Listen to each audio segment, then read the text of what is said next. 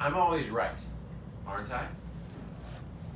Quote, Then Amaziah, the priest of Bethel, sent a message to Jeroboam, king of Israel. Amos is raising a conspiracy against you in the very heart of Israel.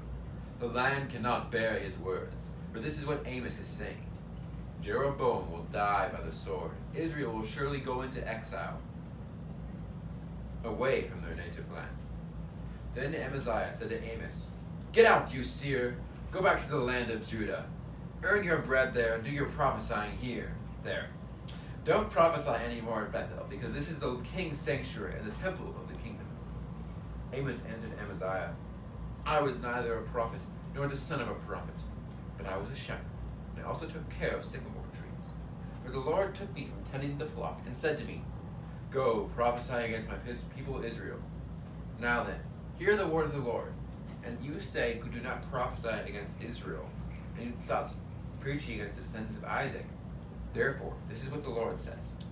Your wife will become a prostitute in the city, and your sons and daughters will fall by the sword. Your land will be measured up and divided, and you yourself will die in a pagan country. And Israel will surely go into exile away from their native land. Amos 7:10-17. Why do the people of Israel keep sinning and turning away from God over and over again? Well, the answer is obvious: sin and rebellion. But here lies a deeper meaning. Time and time again, God would appoint a spiritual leader, a prophet, for his people, and almost always they would end up turning away. But why is this? You think that they seriously can't be that stupid, right? In the verses above, you see the two people, Amaziah and Amos. Amos was simply a shepherd, which was considered by Bible times to be one of the lowliest trades. They would spend all of their time in the fields with their flocks, sleeping with and birthing their sheep. Amaziah, on the other hand, was not considered lowly in the sight of the people. He was the high priest over all of Israel, and next to the ruler at the time, Jeroboam, he was second and sometimes first in command of the people. Although the head prophet of Israel was supposed to be picked by God to observe and speak his commands, typically this was not the end result. The priests or prophets of Israel shouldn't have been allowed any actual power. All of their power should have came only through God's leading. This was not the case, not by a long shot. During the period of the judges, the Israelites were in a constant cycle of despair and hope.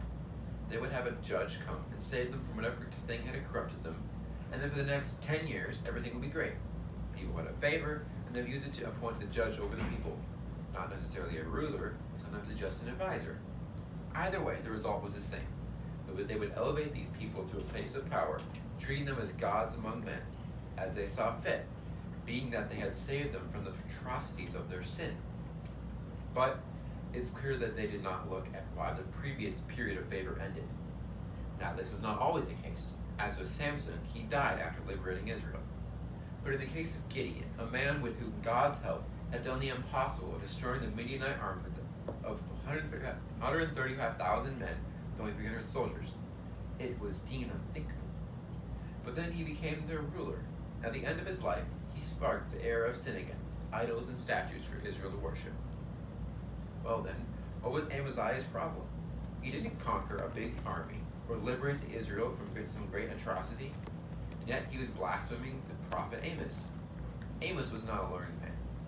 He didn't grow up in the temple, which Amaziah surely had. And yet, why was he chosen by God to be a prophet? Amaziah's response tells you, I'm always right. How could God turn against his people? I'm a great prophet. If this was true, God would have told me first, right? And what if God had told him first? Would Amaziah have prophesied against Israel? We don't know. But this might be an indicator of fate, as God knew that Amaziah would see the message as not fit to deliver. If Amaziah would have had to deliver the message of Israel's downfall, he surely wouldn't have been a ruler anymore. Quote, the Lord said to Moses, I have seen this people, and they are indeed a stiff-necked people. Exodus 32:9. The last thing the Israelites want is to be told that they're all going to die again. As we've seen, all their negative prophecies come true, and they surely know this. But why do they always come true? Well, sometimes they were truly stiff-necked and wouldn't listen to simple logic and reasoning. But Most of the time, it was because they would give great power to sinful men whom they held to a higher standard.